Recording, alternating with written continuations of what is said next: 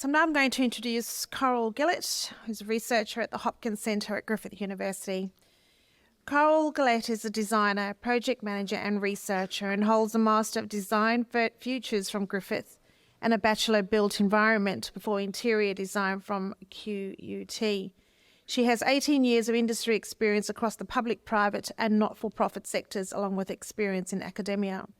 Her interest lies at the intersection of built environments and human adaptation of these spaces, what they mean to us, how they influence our lives and our social interactions, and how the opportunities to improve the inclusiveness of this space or these spaces through participatory design process or the co-design method.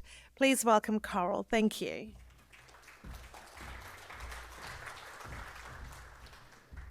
Hello, everyone. So I have a very comprehensive presentation that I'm going to zoom through, but I have made a PDF available to Lynn. So if anybody does want to have a copy of the slides after, please don't hesitate to contact Lynn and she can give you that.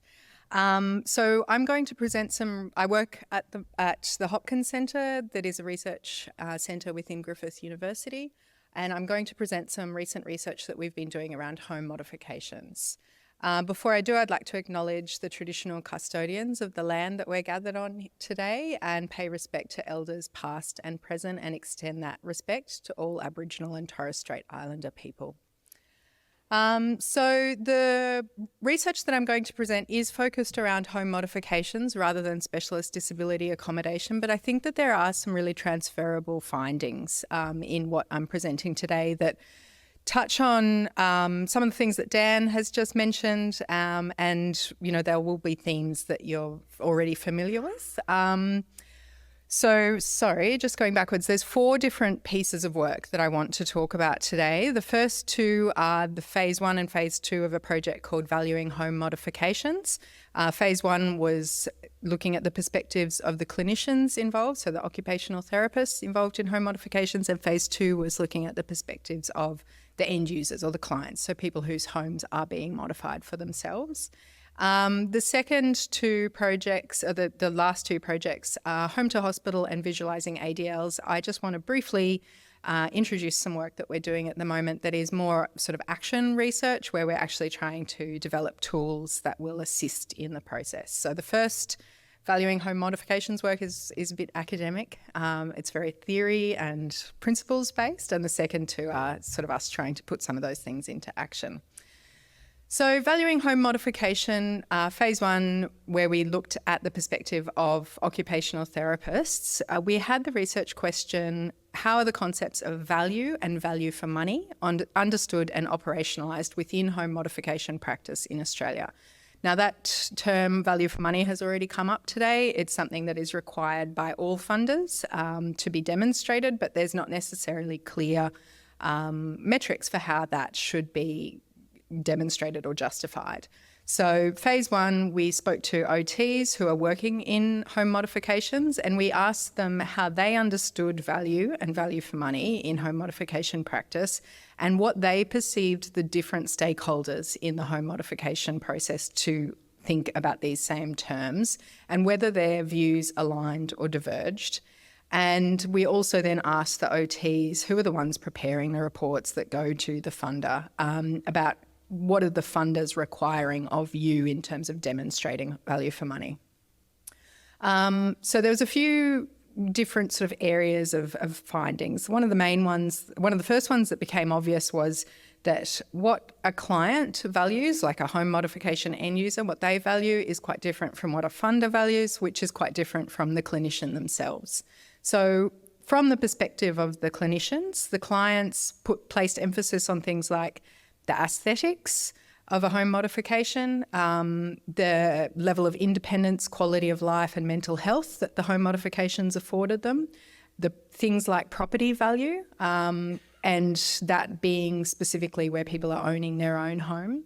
But then some more sort of higher level concepts such as control, dignity, privacy and participation and community, and also the ability to stay in their own home.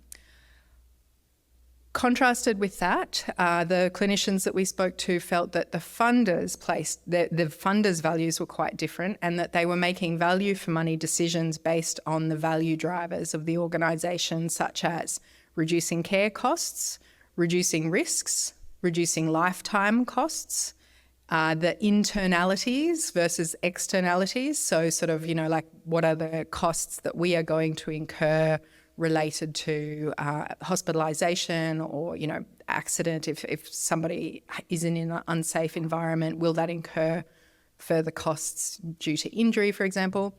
And interestingly, also one of the drivers around considering value for money was the scope of that funding scheme. And this was looking at a number of different funding schemes. NDIS was one of them, and obviously that's what that we're more familiar with in the context of SDA, but there was a number of other funders that fund home modification.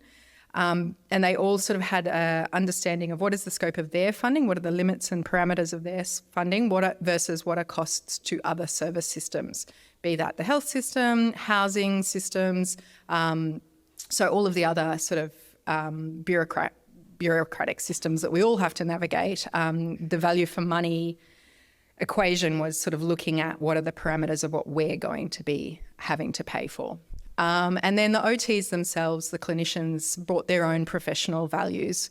They saw a big part of it as about balancing the values of the other parties, which I'll get into a bit more in the next slide, but their own personal values also came into play, especially where deciding what represents a reasonable cost. And this comes back to that question about reasonable and necessary, where there aren't clear definitions of that, it becomes a personal judgment call. And so the professionals involved in the process, their own personal values start to affect what is being seen as reasonable and necessary.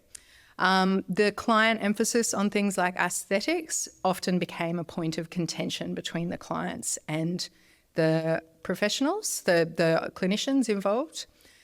So the OTs saw that the values were quite different between clients and funders, and they saw a big part of their role as being about aligning those client and funder values, especially where it related to demonstrating value for money.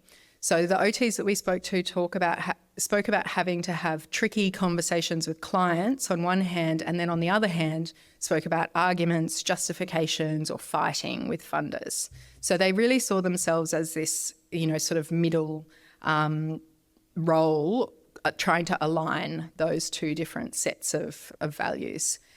In terms of the third research question, which was about what are funders requiring you to demonstrate in terms of proving value for money?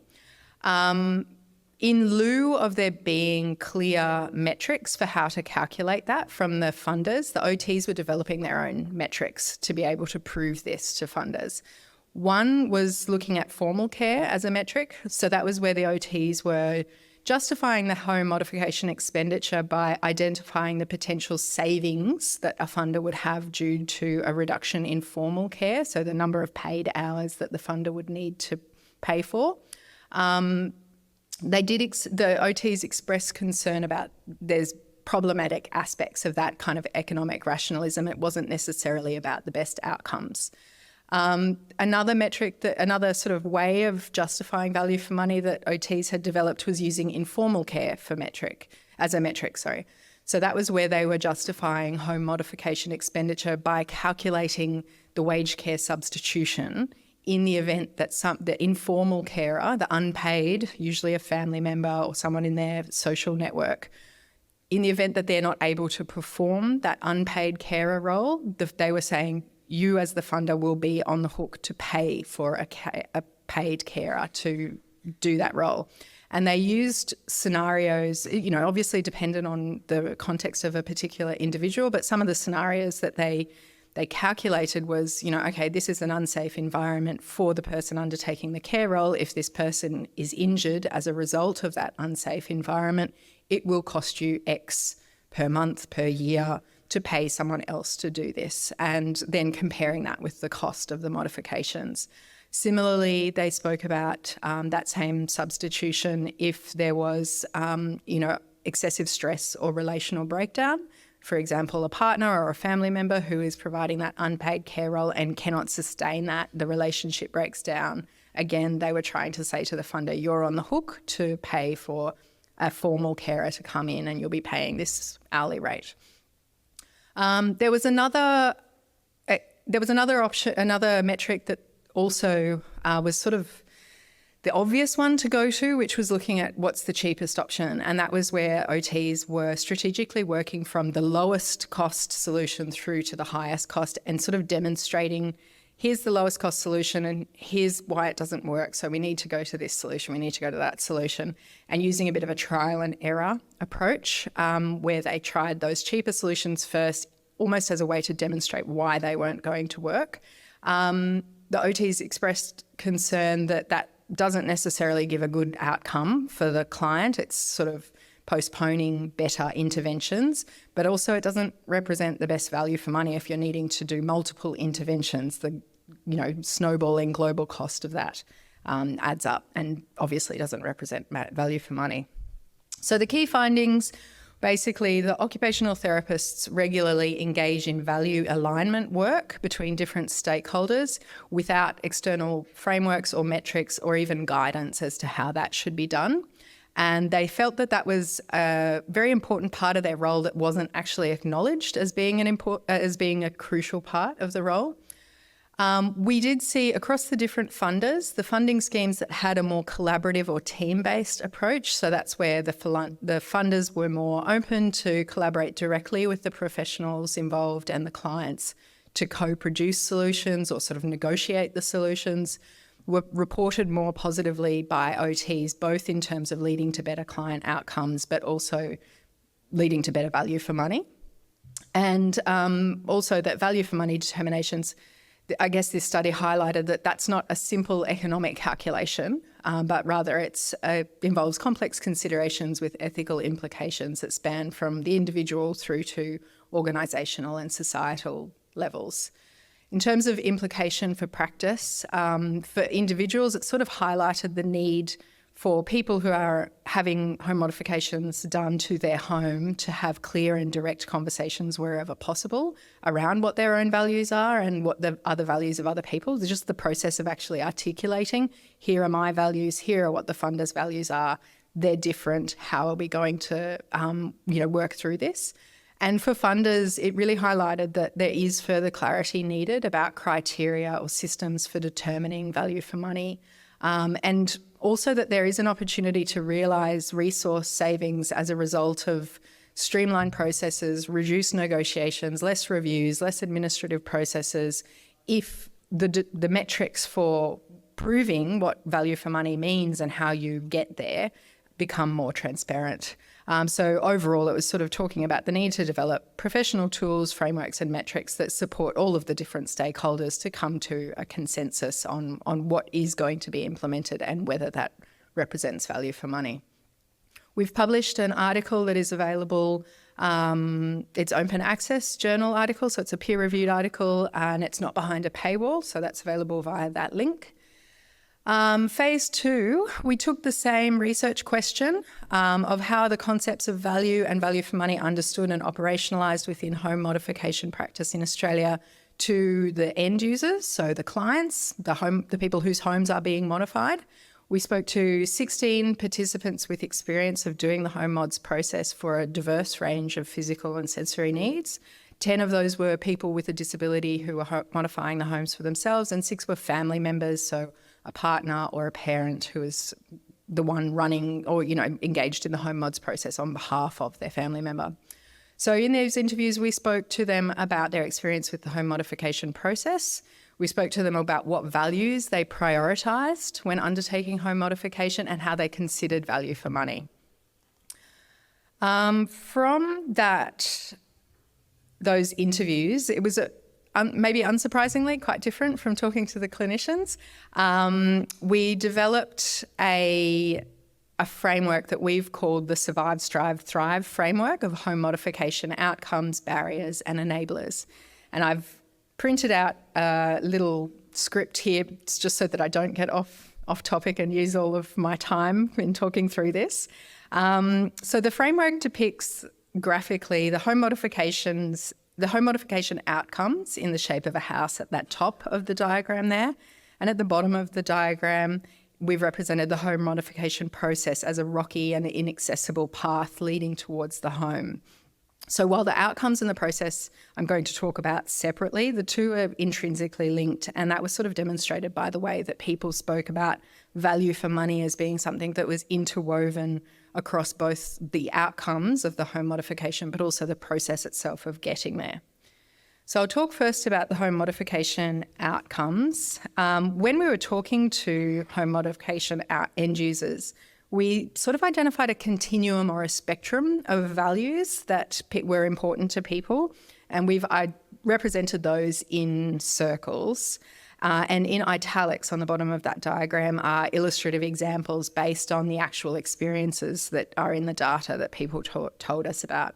So this continuum of values ranged from surviving, which was about meeting basic access, functional and safety needs, through to striving, which was about providing a sense of independence, participation, privacy and dignity, and thriving, which was about incorporating not only independence but a sense of interdependence and reciprocity within the broader context of people's lives and creating the conditions for well-being and flourishing.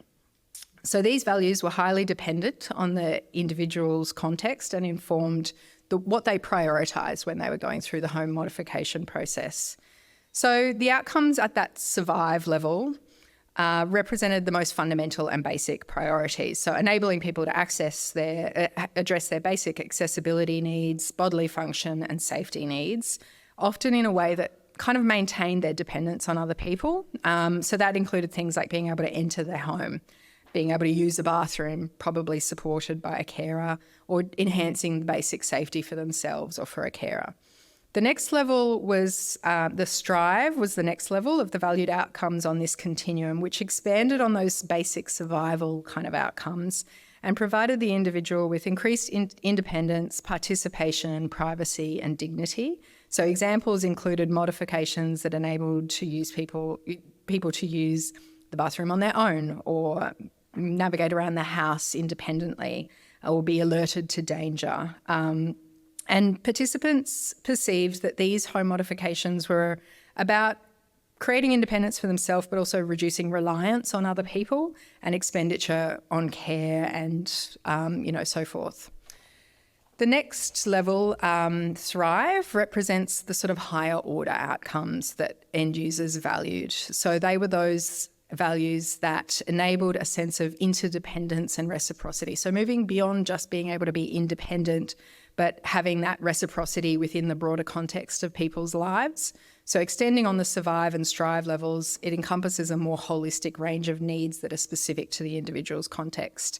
So home modifications that enabled people to contribute to the life of the household, for example, bathing children or cooking a meal for themselves and for others, whether that be sort of the regular chores or being able to, cook a meal for friends and have a social event, as well as those activities that allowed individuals, or those modifications that enabled individuals to undertake meaningful occupations such as parenting, studying, participating in employment, all of those concepts related to, a sense of contribution, a sense of identity, meaning and purpose, were the ones that were the really highly valued outcomes that sat at that Thrive level.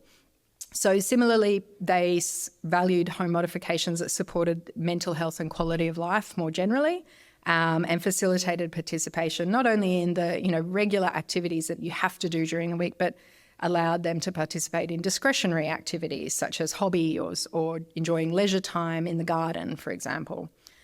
So they consistently valued home modifications that allowed them to choose what happens in their home and what happens to their homes, and allowed them to live the lives they want and choose who they live with.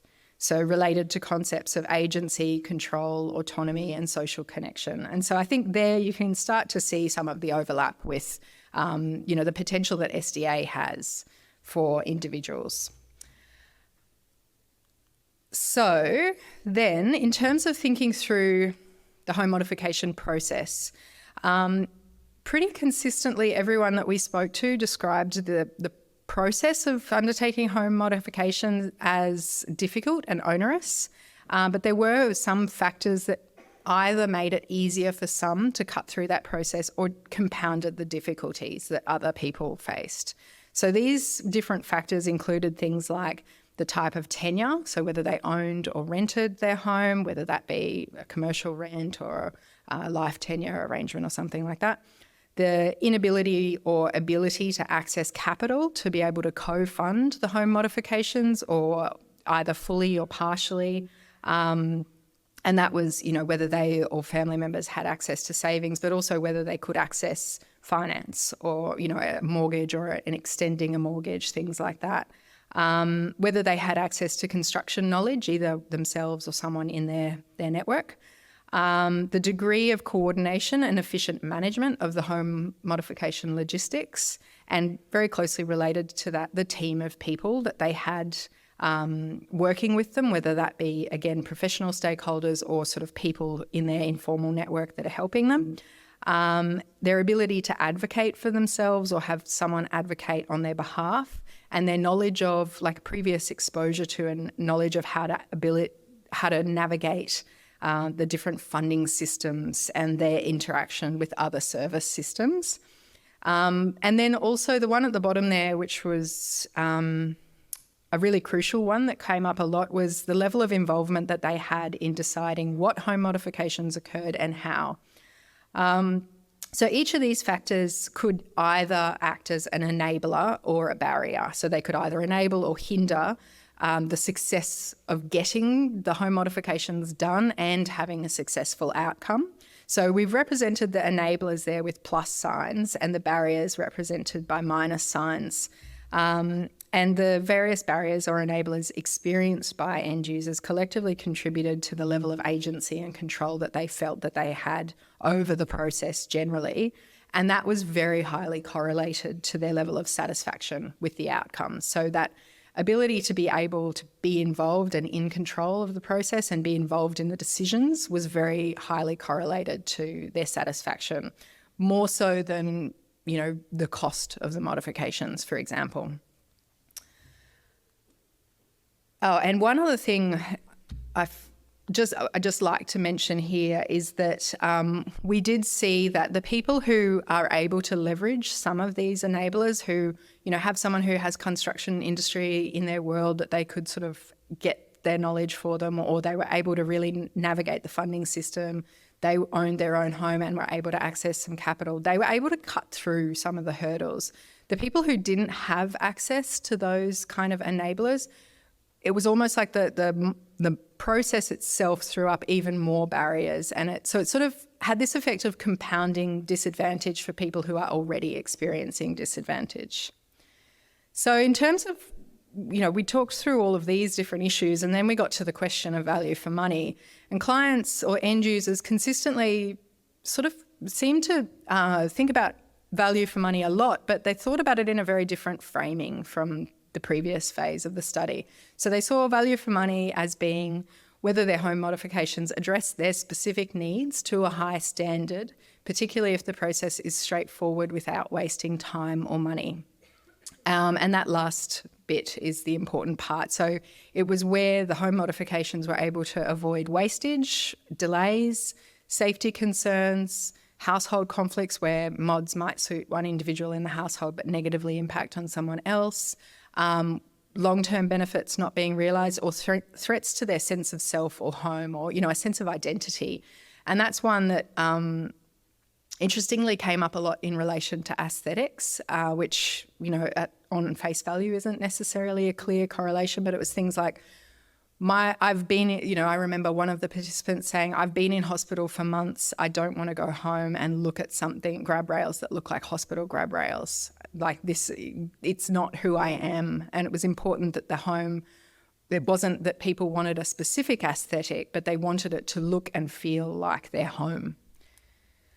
So all of this, I guess, points to a fundamental challenge. So where in phase one, OTs were acutely aware of funder views of value for money and had developed all of these metrics to justify or, rationalise what they were proposing. In contrast, the end users viewed value for money as something that was inherently holistic and cut across different silos of government money, funder money, health money, housing money. And they were acutely aware of what they saw to be cost shifting across those different silos and wastage, especially where it was the administrative processes related to the home modification process that led to delays or additional expenditure. So that kind of highlights this significant and fundamental challenge, which is the need for public funding systems to find the right balance between equitable and transparent distribution of public resources, so, taxpayer money on one hand, and on the other hand, trying to navigate that risk of creating bureaucratic processes that inflate costs and timeframes or create additional barriers and compound disadvantage for those who already experience it the most. The implications for practice, we see that this framework highlights the importance of taking a holistic view of the individual and family household values when undertaking home modification, and understanding for a specific individual what are the values that are going to support them to get to that thrive level, that flourishing. And it also draws attention for funders and clinicians alike to look beyond basic accessibility and functionality and take into account how the home functions as a complex ecosystem that can impact positively or negatively the well-being of the individual and other householders. We see that the framework can be useful to sort of help be a platform for discussions between the different stakeholders involved in the process, whether that be the three that we've spoken about, like the end users, the clinicians and the funders, but also the other people that are involved, builders, project managers, informal supports, support coordinators, family members, etc. And we sort of see that it has the opportunity to be a tool for meaningful and transparent discussions, prompting reflection on what are the outcomes that are going to be of the highest importance to the end user, and also the opportunity to use it to preemptively identify what are the barriers and enablers that an individual is going to encounter in the process, and try and set up collaboratively some mitigation strategies before the fact. So, rather than waiting till you hit those hurdles, sort of have already flagged a bit of an idea of what are the hurdles that we might encounter and how are we going to address that. In terms of outputs, we have a paper that is being finalised that will go into a peer-reviewed journal. That will be a while before it's published and publicly available. We've also done a webinar and a panel discussion with some people who are end users of home modification and clinicians working in home modification, and that is available through that link there. So that's the sort of theory, principles, academic side of things. And now very briefly, I wanted to touch on a couple of projects that we've got underway at the Hopkins Centre. Home to Hospital is a really exciting project that we've developed in collaboration with the Spinal Injuries Unit at the PA Hospital. So that's a cohort of people who have spinal cord injuries, who have typically experienced a severe traumatic accident, are looking at life being very different moving forward, living with a disability. And so suddenly acquired disabilities, it's a statewide service, so they can have had whatever accident anywhere in the state, but they end up in the PA for months at a time and aren't able to discharge home until they're medically ready to do so. But then there's often a lot of delays in getting out and getting back into the home environment, and home modifications is one of those delays. So we're looking at whether we can bring the home environment into the hospital using digital technology to support the home modifications process, and sort of speed some of that up and allow a more collaborative way to thinking through. So the clinical problem that the clinicians came to us and started the whole conversation was delays in accessing information about the patient's home environments due to a lack of funding, or the funding not being started, so you can't appoint someone to do a home assessment, or rural locations where it simply is impossible to get to the home to do the home assessment, and then limited access of information coming from informal sources, so where you've got a family member who's taking photos of the home environment and sending it to the clinician, but it's not necessarily particularly reliable information. And then a separate issue was about challenges of engagement from patients. So, there's a huge process of coming to terms with, this new life that people have ahead of them, and, being able to, we saw in the other research, the ability to be involved in the process and thinking through it correlated to higher levels of satisfaction with the outcomes. But it's very difficult to do that when you're, sitting in the hospital environment at the PA and you can't sort of picture how you're going to be using your home, which might be, out the back of Longreach and Aunt Mary's sending some photos. But it's, it's just a little bit of a leap. So we've got the solution, the tool that we're trying to develop at the moment. We sort of see that there's a few different phases that it will be useful. So we've broken it down into these different stages, and we're trying to attack each one of these as a little prototype tool, and then see if by the time we're ready, the tech has developed so that we can, bring it all together neatly. Technology's moving very fast, but not quite fast enough for us at the moment. So the first stage is about capture, and that's capturing the existing home environment in a digital form, translating that into a virtual twin of the existing home environment. The immerse and modify stage is basically where you can immerse yourself into that virtual twin of the existing home environment, either using a VR headset and sort of walking around it, or through a screen or whatever, but having a very accurate level of representation of the existing home environment in 3 dimensions. The immerse and modify being then the ability for the patient and the clinician to navigate through that home environment, start talking through, okay, what are we going to need to change in your bathroom? What about this layout? What do you think? And how about that layout? Sort of actually using the tool to support that kind of co-designing of the modifications. Exporting then out the information that, the sum of those design decisions that are made, using it to communicate with the different stakeholders that are going to be involved in implementing the home modifications. So that is, funders, but it's also builders, project managers, etc. And then once the home modifications are implemented, we sort of want to see if the tool also has the opportunity to evaluate the success. We've done 2 little prototypes on the capture stage and the immerse and modify stage. They're student projects that we've collaborated with some Griffith students to do. So they're very much proof of concept prototypes. They're not pretty, but they sort of demonstrate the sort of desired functionality. So the capture one is basically an app that we've developed that can be used on any smartphone and can be used offline, which was really important, especially for rural settings.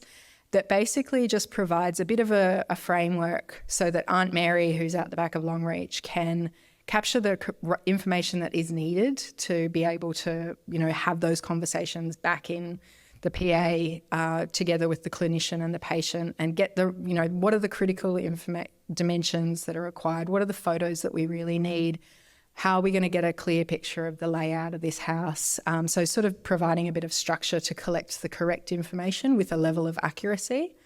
So yeah, there's the screen recording there of someone having a little play around with it. So it's basically taking photos. We're looking at the opportunity to use LiDAR technology that is starting to become common in most smartphones to also capture point cloud data and actually get dimensions of the home environment as well.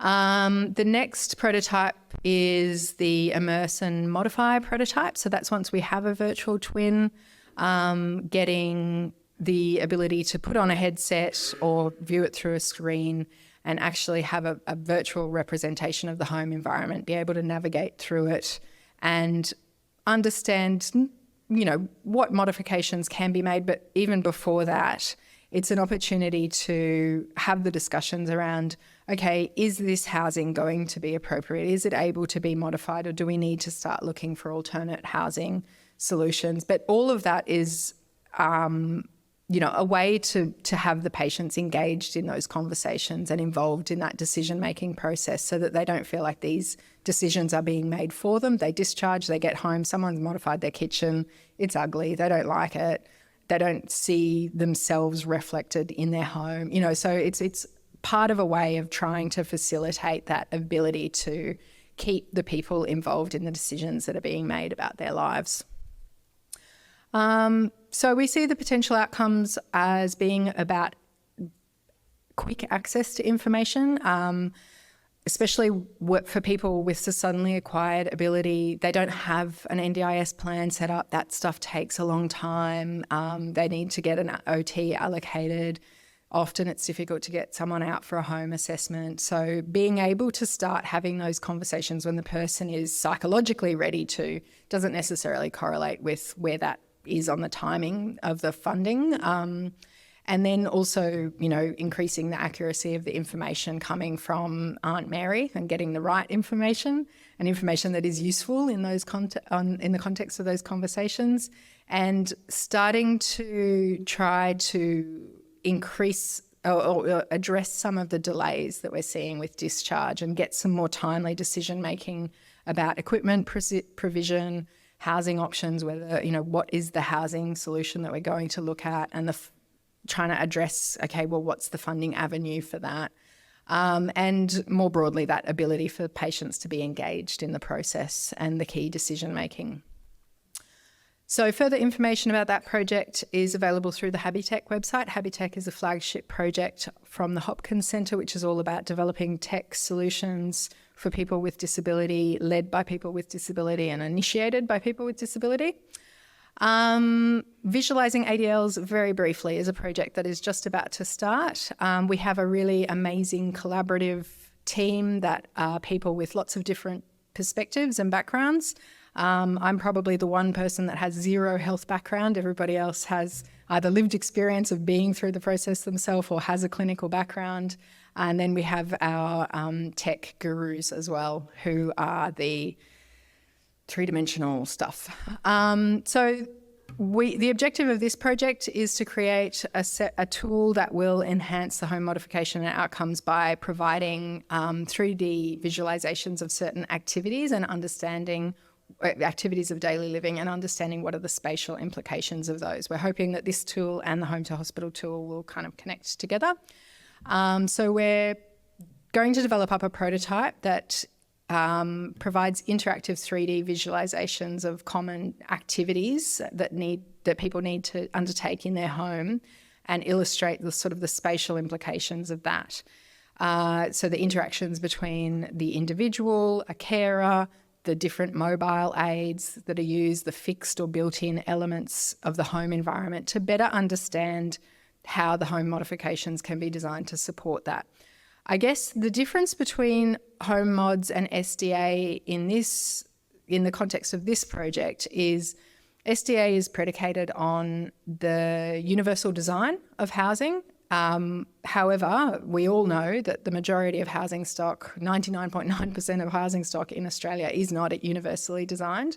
So home modifications is working with inherently inaccessible housing stock and trying to modify what we can to get the optimal outcome for a particular individual. So it's sort of based on the fact that, we know that a 1200 circulation here is ideal, but this person's bathroom is 1020, and can we make that work? And, that for this particular person's need, that might work. For another person, that might not work. So I guess it's trying to understand develop up a suite of illustrations that then you can overlay over the top of floor plans and elevations and try and just see what is going to be possible.